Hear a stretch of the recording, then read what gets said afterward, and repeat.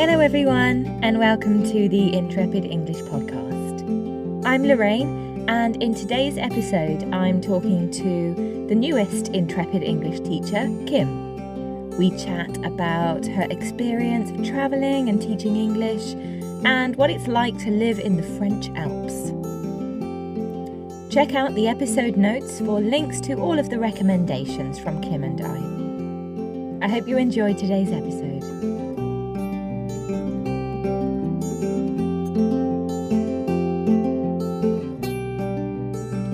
Hi Kim, thanks for joining us today. Hi Lorraine, it's nice to speak to you. How are you today? Wonderful, thank you. It's great to sit down with our new teachers and get to know them a little bit. So if you could start by introducing yourself to everyone, that would be great. Yes, of course. I'm Kim. I'm from a small town in Warwickshire, England, and I've been teaching for a few years now. I currently live in France, where I have spent most of my adult life. And I live in a small alpine village close to Geneva. Okay, fabulous. What made you move to France? So I've always loved French culture, particularly the language. I very much enjoy the food and its unique regions. You have mountains, countryside and the sea all in one country. And I fell in love with France when I visited on a school trip. I seemed to pick up French quite easily when I was at school, and I then just continued my studies further at university, and then eventually I moved to France, where I continue my English teaching and I also teach yoga. Fantastic. Have you been living in France for a while? Yes, actually. So I have lived in France on and off for the last 5 years. I've spent quite a few years traveling, exploring new countries, and I decided to move back to France last year. Fantastic. And what did you study at university? So I studied French as a modern language. Wonderful. Do you think that informs your teaching of English? I think it definitely helps me to understand grammar rules and to also be able to communicate with my students and teach in a way that they will understand. Wonderful. Do you have a particular age group that you really enjoy teaching English to? So at the moment, I'm really enjoying working with children of ages 4 and 5. I think it's a wonderful thing being able to introduce them to the language in a very playful way, being able to read stories and sing songs. Fantastic. So you mentioned that you've done a little bit of travelling as well. Which countries have you visited or lived in? Yes, so I have visited quite a few countries in the last 3 years. I've spent some time living and working in Canada, in New Zealand, Australia and Austria. I've also visited parts of Asia too. So you certainly caught the travel bug then. Yeah. That's something you've got in common with all of the Intrepid English teachers. We've all lived and worked in various different countries, and I think it really informs the way that we teach English. Would you like to tell us about your experience of travelling and living abroad? Yeah, of course. Through travelling, I've had lots of great experiences. I've also had some little fails too when learning the language, and it's always part of the actual learning experience. And so, whenever I'm trying to learn a new language or visit a new country, I very much just try and take my time, try and practice the new language itself, and just remember that, it's always a new opportunity to meet new people and discover something new about the place you're visiting or the culture. I think that when you've learned at least one other language, and especially when you've had a few little fails here and there, it really helps you to be understanding and patient with your English students. Have you had that experience? Yes, I certainly have. I can really empathise with anybody learning a language and just very much draw back to my own experience when I was first learning to speak French, for example. And it wasn't coming naturally for me in the beginning. And I very much just remembered not to feel disheartened, to, just put yourself out there and take risks with the language and just remind yourself of your achievements so far and continue to practice. I always think that if I'm unsure of something, then I'll perhaps write it down. And, if it's not sinking in first time when I'm trying to practice it or learn something new, then I'll maybe go back to it, make a cup of tea or something, and then just go back to it later, or even ask others for advice or help, or approach somebody in the role of a teacher and just ask if they can explain the language in another way. It might be a better way of me actually absorbing or learning that new grammar point or, some part of the language. I think that's the most British strategy I've ever heard. If you're not getting it straight away, go and make a cup of tea and then come back to it later. The tea normally helps. Tea always helps. When we're learning something, we don't always understand everything straight away.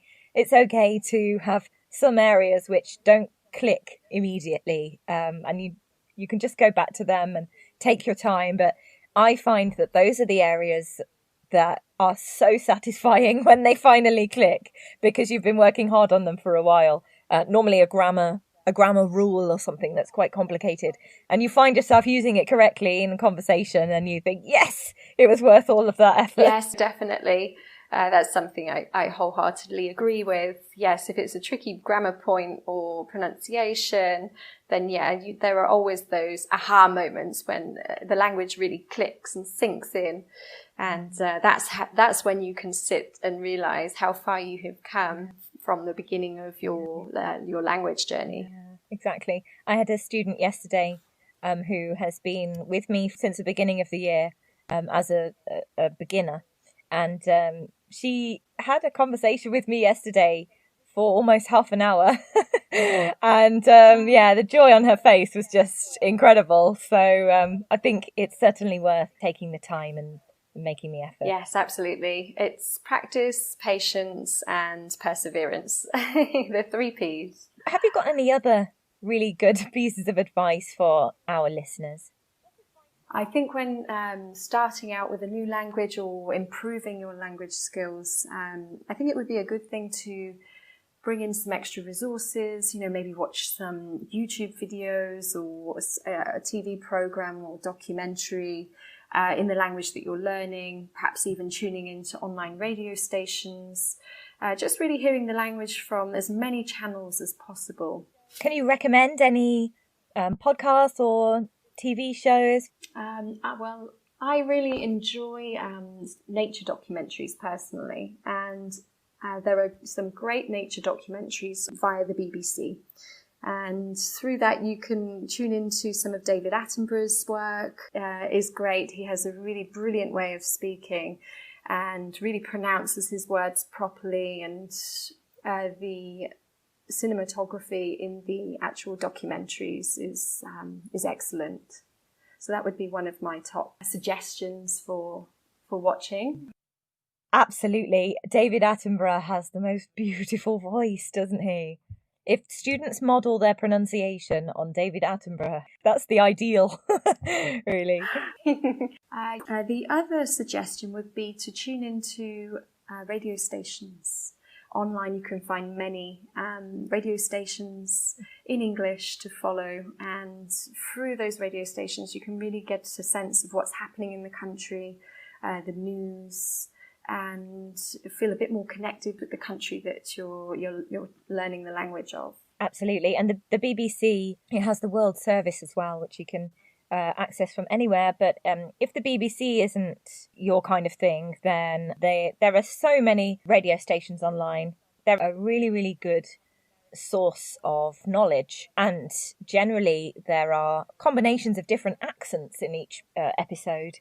For example, you can have an American English host with British English guests, So I recommend to my students to find a radio station or a podcast that focuses on an area that they're really interested in. And by listening to it in English, it adds that extra motivation because they're already interested in that topic matter, whether it's politics or languages or anything really. But by focusing on a topic that the student is already interested in, they're bound to know a lot of the vocabulary already. Yeah, it's less like hard work and more enjoyable, I think. I think that's a very good point, actually. Okay, anything else you want to add before we go then, Kim? Yes, thanks for your time, Lorraine. It was great speaking with you. And to anyone listening there, I hope to see you in the classroom very soon. Thank you so much, Kim.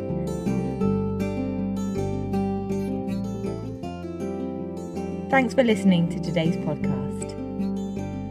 If you'd like to find out more about Kim, just click on the link in the episode notes and check out her Intrepid English Teacher profile page.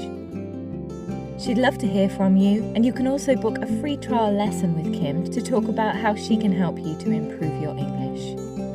If you have any requests for future podcast topics, please feel free to get in touch. Whatever you're working on right now in English, we can help. Thanks for listening and speak to you again soon.